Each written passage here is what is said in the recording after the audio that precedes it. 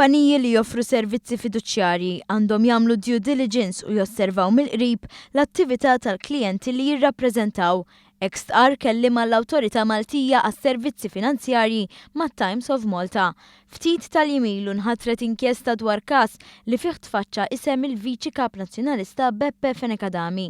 Fenekadami huwa direttur fil-kumpanija fiduċjarja Baltimore li kienet qed taġixxi f'isem Capital One, kumpanija f'investigazzjoni kbira dwar ħasil ta' flus. Saħansitra kienu trasferimenti li qabżu l-5 miljun euro li nislu l-ikbar suspetti.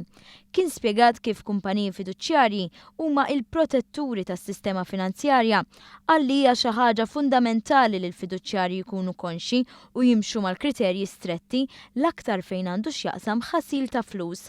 Kompla jingħad li kumpaniji li joffru servizzi fiduċjarji għandhom janalizzaw breqqa lil klijenti tagħhom.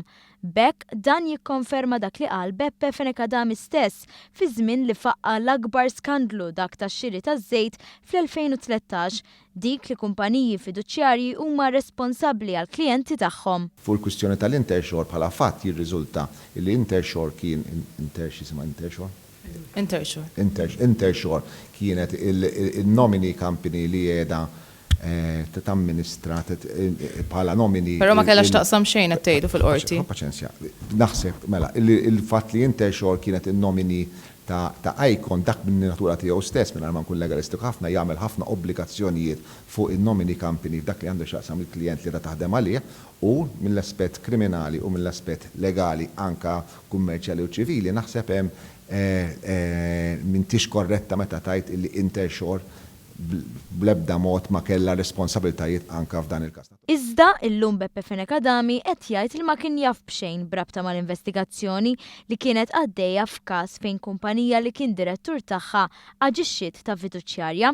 L-espert fil-qasam finanzjarju Paul Bonello ma daħalx fil-mertu tal-każ ta' Beppe Fenekadami, però għamilha ċara li fuq livell professjonali il-kumpanija fiduċjarja għandha tkun qrib l-attività tal-klijent kemm jekk tkun bħala direttur jew azzjonisti. Żied jgħid li faċilitajiet fiduċjarji għandhom jingħataw biss jekk tkun saret analiżi fil-fond tal-klijent qabel mal-kumpanija taċċetta li toffri s-servizzi tagħha.